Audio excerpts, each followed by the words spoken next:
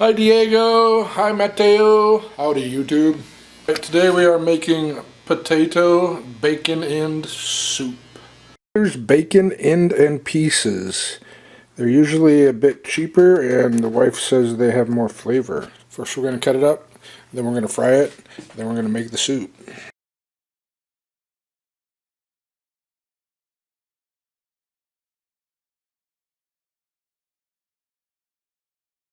About a teaspoon of coconut oil, just to get the oil started.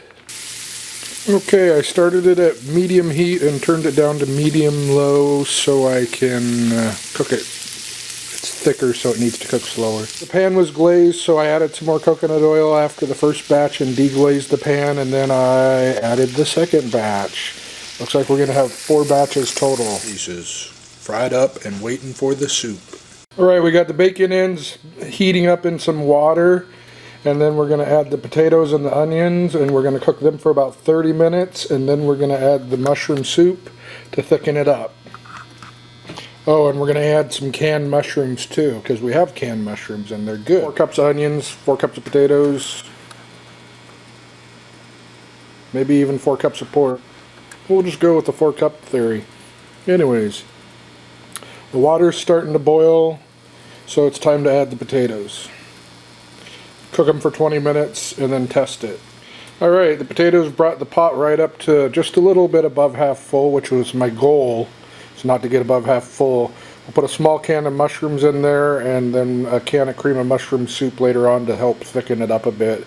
I added garlic granules, black pepper, about a teaspoon of each, and then like a half a teaspoon of Italian seasoning, just to add some flavor to the bacon and the onions and the potatoes that are going to get cooked in there.